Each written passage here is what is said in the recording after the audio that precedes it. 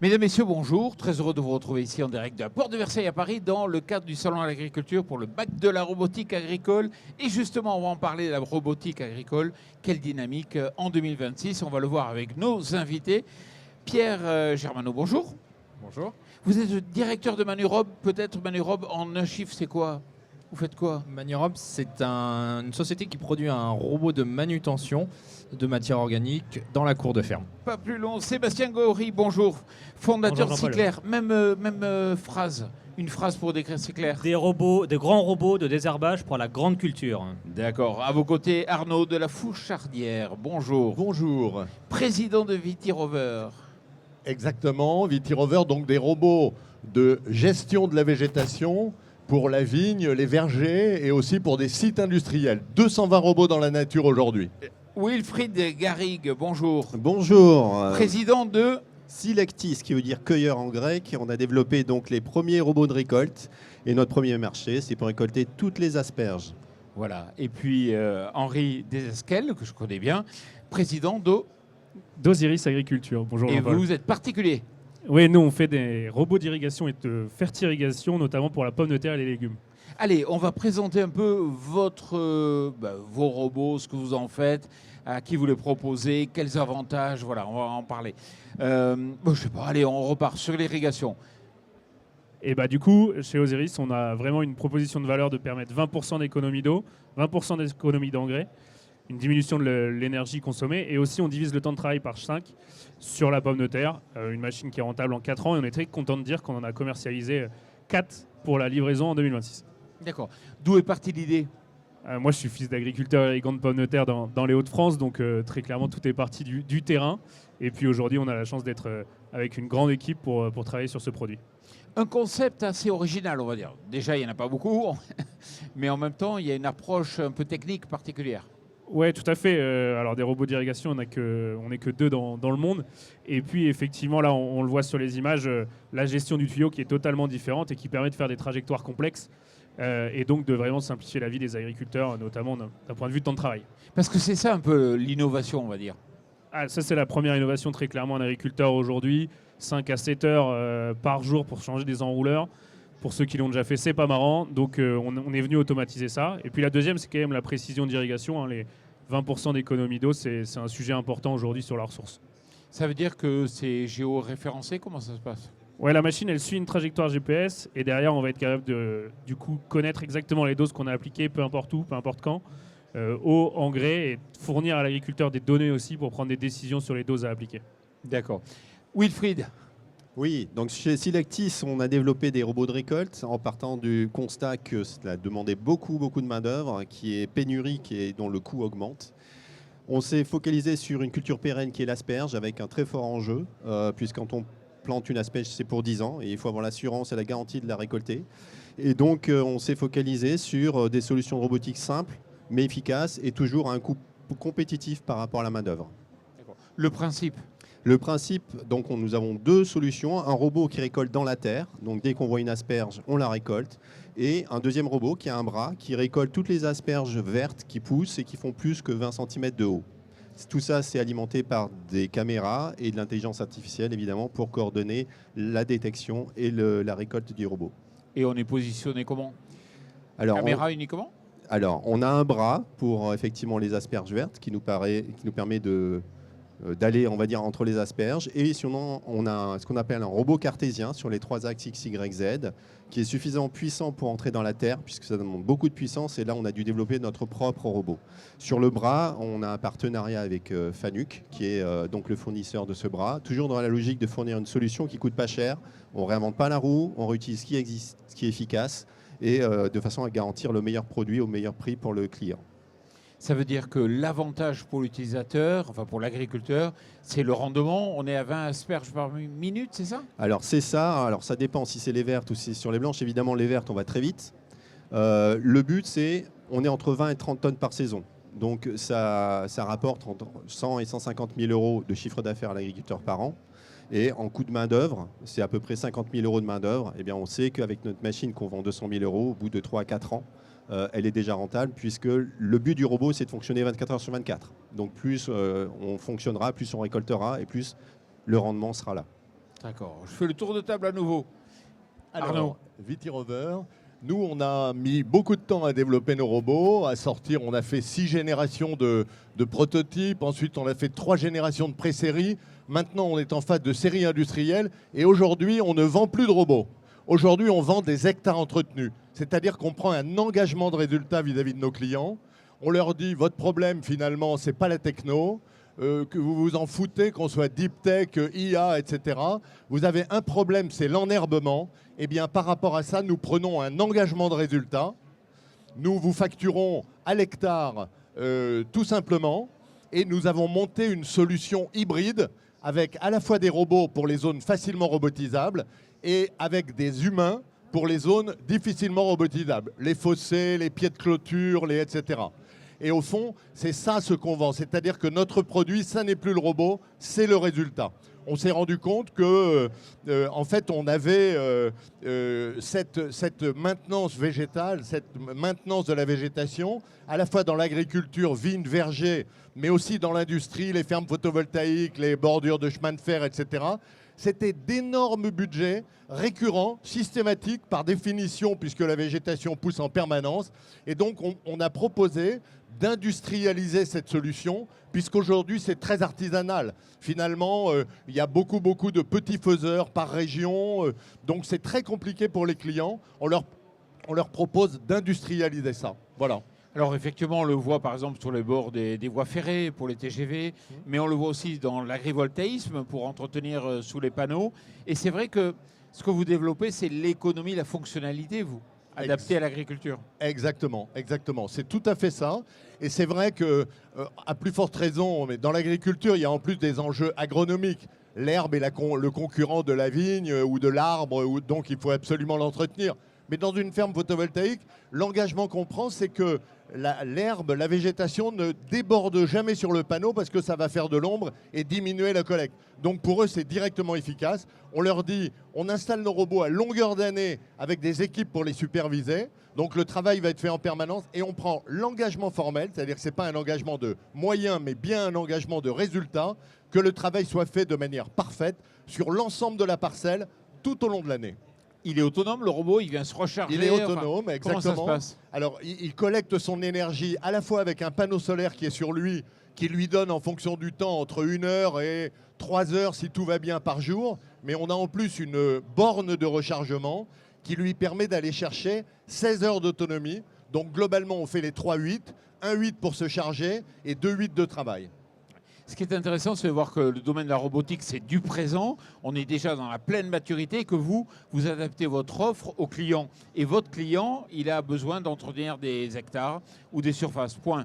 Il s'en fiche de la solution qui est proposée. Absolument. Et vous allez chercher dans la complétude entre l'homme et le robot. Exactement, donc on appelle ça une solution hybride dans laquelle effectivement les hommes compensent les manques des robots. On s'est rendu compte que dans nos flottes de robots, le problème c'était pas les robots, c'était le terrain. Quand il y a une flaque d'eau comme ça, quand il y a des énormes ornières ou un fossé, effectivement les robots ne peuvent pas y aller. Donc pour prendre un engagement de résultat vis-à-vis du client, il fallait absolument associer ce mode hybride avec effectivement les robots qui font leur travail tout seuls, qui sont optimisés par une plateforme qu'on appelle VitiCloud et qui gère à la fois les robots et les humains et au niveau national. Un point supplémentaire, pour les humains, on a un partenariat avec les entreprises adaptées. C'est-à-dire, vous voyez, ces entreprises, il y en a 2000 en France qui emploient des personnes en situation de handicap. Et du coup, il y en a plein qui sont paysagistes et qui nous permettent d'avoir une réponse sur le terrain, sur l'ensemble du territoire national, avec l'avantage fiscal que ça représente 30% de moins sur la facture si on utilise ce genre d'entreprise. Voilà. Et pour aller un petit peu plus loin, ça veut dire qu'en moyenne, ça va être compliqué, mais en moyenne, le robot fait 95% du boulot et l'homme fait les 5% compliqués. Non. Le pourcentage, c'est plutôt 20-80 quand tout va bien, Ah oui. 80 robots, 20%. Mais là, on vient de gagner, par exemple, une ferme photovoltaïque près de Bordeaux de 60 hectares, sur laquelle on démarre avec 15 robots simplement, donc une quinzaine d'hectares. Et puis, on va apprendre la parcelle et on va monter en puissance au fur et à mesure. Ouais. Voilà. Oui, parce qu'il y a une phase d'apprentissage, comme dans toute situation, le temps de mettre en place. Sébastien, Vous êtes fils d'agriculteur dans le Eh Poitou. oui. Moi aussi, oui, je viens du sud de la Vienne. C'est là où on a installé Cyclair il y a maintenant 6 ans. Donc Cyclair, on développe ce robot de désherbage mécanique, autonome bien sûr, qui a la particularité d'utiliser la vision, donc non seulement pour cibler les mauvaises herbes, mais également pour se déplacer dans ces grandes parcelles de grandes cultures. La grande culture, en fait, c'est les champs de 5, 10, 20 hectares qui bordent une forêt, une route, une rivière. Donc les contours sont finalement assez irréguliers, hein. C'est pas du tout rectangulaire ou carré. Donc le robot de Cyclair, quand on le met sur le bord d'un champ qu'il ne connaît pas, il doit être en mesure d'effectuer son travail. Et donc ça, il le fait par la vision. Il est équipé de caméras, il est équipé de lidar. Et on utilise la donnée qu'il voit pour générer sa trajectoire de passage dans toutes les zones du champ. Alors j'ai vu son, enfin pas lancement, mais presque durant les premières années. C'est vrai que vous avez observé ce que faisaient vos parents, ce que vous pouvez faire sur l'exploitation. Oui, alors on n'est pas idéologue chez Cyclair. Le fait est qu'effectivement, il y a un besoin pour remplacer la chimie. Mes parents étaient en conventionnel. On cherchait très régulièrement des solutions alternatives, hein, que ce soit pour diminuer la chimie, mais également pour améliorer les performances de l'exploitation. Et donc, c'est vraiment une philosophie qui est prégnante chez Cyclair. La solution doit non seulement être efficace d'un point de vue agronomique, mais elle doit être économiquement performante. Et donc c'est là où le business model entre en jeu, c'est que, un peu à la manière de mes confrères ici, on essaye plutôt de vendre des hectares désherbés plutôt qu'une machine. Alors on doit quand même, parce qu'on est une start-up, on doit quand même vendre des machines, mais le but c'est de trouver des partenaires agricoles, comme des coopératives, comme des CUMA, comme des ETA, qui ont la capacité d'agréger le bon parcellaire à mettre sous le robot, minimiser les transits routiers, parce que finalement c'est ça qui coûte cher dans un robot, c'est quand il n'est pas autonome, et puis que le robot, le 95% du temps, il soit réellement autonome. Et on fait intervenir l'humain que quand on a besoin soit de son cerveau, soit de ses mains, et en particulier pour les tâches de maintenance ou les transits routiers. Très bien. Pierre, chez Manurobe, Oui. je vous ai vu au Salon Space notamment. On s'était vu en effet au Space et depuis on continue notre aventure, on continue de diffuser nos machines, les machines de pré-série qu'on met en service actuellement. La plupart d'entre elles dans des unités de méthanisation puisque notre robot c'est un engin autonome électrique qui automatise les tâches de manutention de matière organique et donc le cas d'usage de la méthanisation est très très adapté à ce besoin et donc on déploie actuellement des machines en France et en Allemagne parce que l'Allemagne est un pays où la méthanisation est très très implantée. C'est vrai qu'on peut se dire que dans le cadre d'une méthanisation, on maîtrise quand même un certain nombre de paramètres, donc la robotique a toute sa place. Oui, parce qu'effectivement, ça se passe dans un environnement relativement restreint en termes de surface, un environnement souvent qui est dédié à cette seule activité. Et puis en plus, la méthanisation n'a pas de saisonnalité.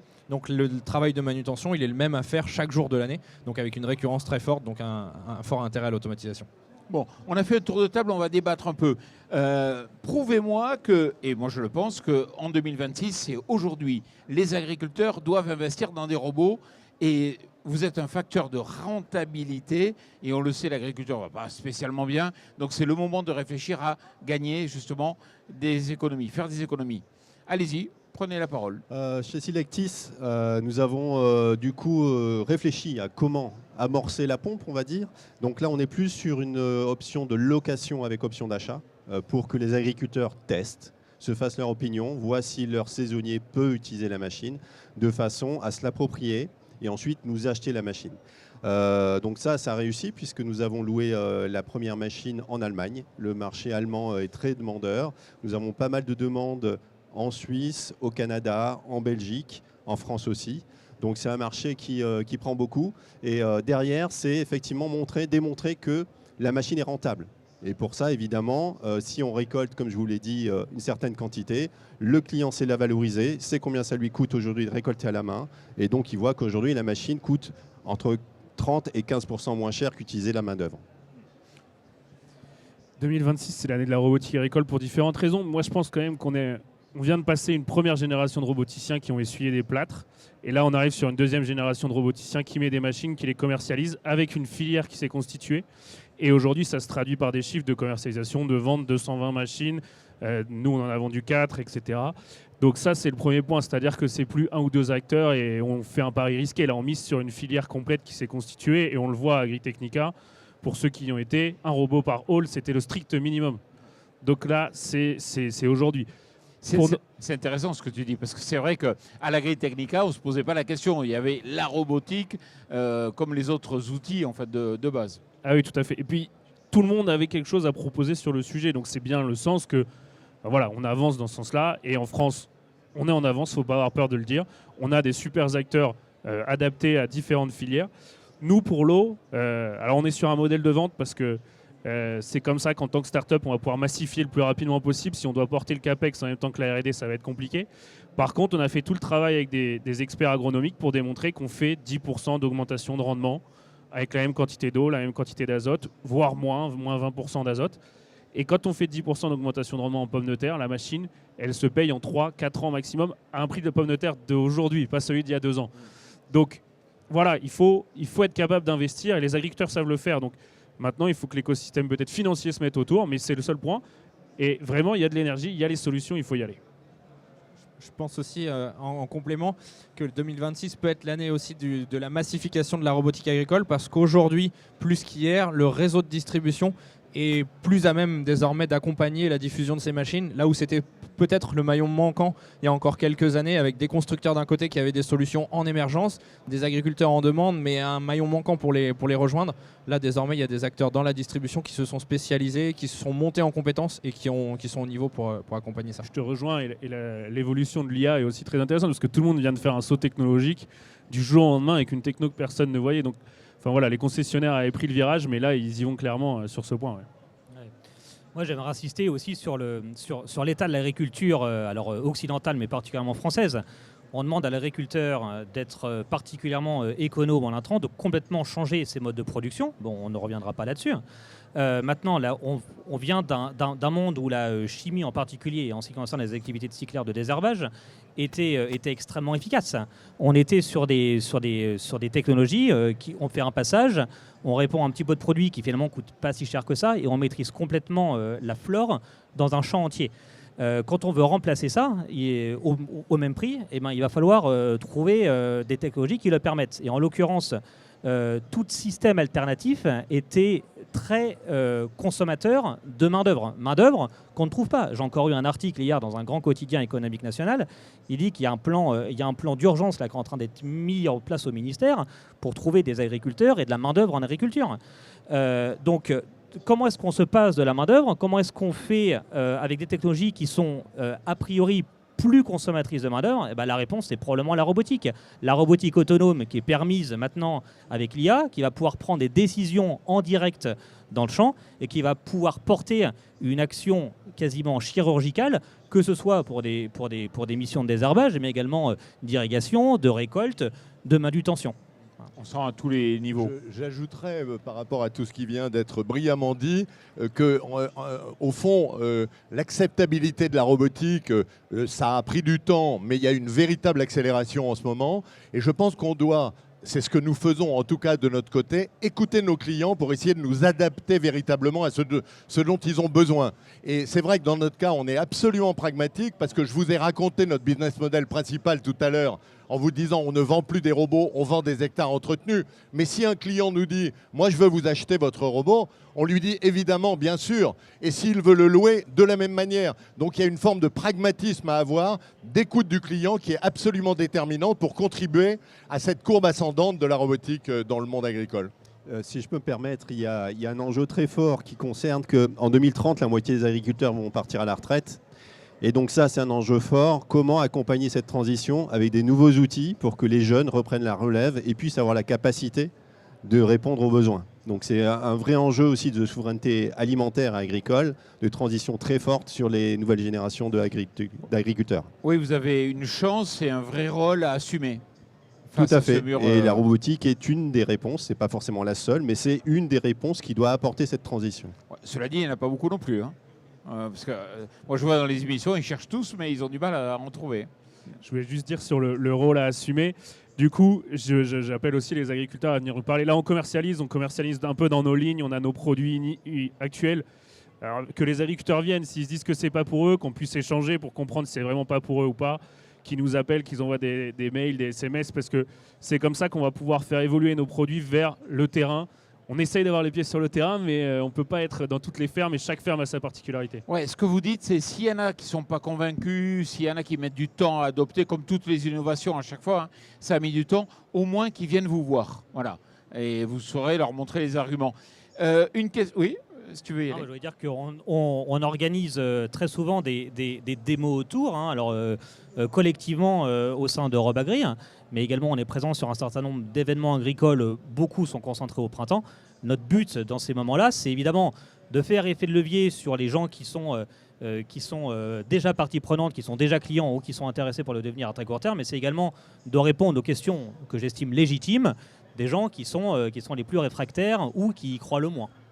Alors, on l'a dit, ils sont tous commercialisés. On est bien d'accord? Oui. Hein Oui. Donc, si on veut les commander, on fait comment? Bah, Passer on- par des distributeurs qu'on a qualifiés. D'accord. Donc, vous avez un réseau aujourd'hui Ouais. de distributeurs qualifiés. pour Oui, vous. absolument. En tout cas, c'est Tout à nous fait. qui avons pris ce parti-là chez Eucyclair.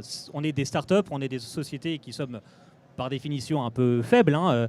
On ne va pas faire tourner des commerciaux partout en France. Donc, de fait de partir avec des distributeurs qui, comme le disait Henri tout à l'heure, se sont déjà essayés d'ailleurs à des activités technologiques, c'est vraiment faire effet levier sur des gens qui ont déjà une région, des clients et qui vont pouvoir attirer les pionniers sur un nouveau produit. Nous, hein, sur le même principe, mais avec une particularité, c'est que Maneurope, c'est une intra-startup, donc on est sous l'aile d'un groupe dans l'agroéquipement qui est un peu plus conséquent. Donc nous, on a déjà une implantation dans les réseaux de distribution qui nous permet ce lancement via ce réseau, et donc un lancement un peu hybride, parce que le modèle, à terme, c'est bien de s'appuyer sur ces réseaux de distribution pour avoir cette implantation locale, cette capacité à assurer le maintien en conditions opérationnelles des robots, et en même temps, dans cette phase de pré-série, on est beaucoup plus présent directement au contact de l'utilisateur parce que c'est à la fois un moment d'apprentissage important pour nous constructeurs, un moment de formation aussi pour ce réseau de distribution. Donc pour l'instant, c'est un moment à 3 dans l'idée de pouvoir nous retirer un petit peu. Concernant Selectis, les agriculteurs nous contactent et donc on noue un partenariat avec le distributeur le mieux adapté local, puisqu'il faut qu'on voie ça. Et deuxième chose, là on s'est lancé dans la récolte de l'asperge, mais va se lancer dans d'autres types de récoltes. Et là on est à l'écoute du marché des agriculteurs. Donc si les agriculteurs ont un problématique de main-d'œuvre pour la récolte, qu'ils nous contactent et on verra comment on s'adapte à leurs besoins. Dans Henri. notre cas, deux Pardon. modes opératoires en termes de commercialisation. Donc en direct, puisque très souvent ce sont des appels d'offres sur lesquels on rentre et donc on a affaire à des acheteurs, etc. Et le deuxième mode de commercialisation avec le nouveau business model dont je vous parlais, donc vendre des hectares entretenus, eh bien ce sont nos partenaires paysagistes qui ont déjà un certain nombre de clients et pour lesquels c'est très intéressant de mettre en place cette approche hybride qui leur permet de prendre des clients qu'autrement ils n'auraient pas pris. Et de réduire leurs coûts Exactement. aussi. Mais Henri. pour Osiris, on n'a pas réinventé la roue, hein, on a des distributeurs. Si vous ne trouvez pas ou si on n'en a pas chez vous, vous nous appelez, on va en trouver un ensemble. Mais très clairement, appelez-nous, même si vous ne trouvez pas, on va vous réorienter vers nos distribs pour vendre. Toute dernière question, enfin, entre nous. Pour voir le futur, dans 5 ans, je vous rencontre à nouveau. Vous serez où? À quel niveau? On sera partout. On sera partout dans le monde, Votre en ambition? Europe, mais aussi en Amérique du Nord, voire dans les pays high cost, puisque les pays où la manœuvre est coûteuse, c'est vraiment l'enjeu. 2030.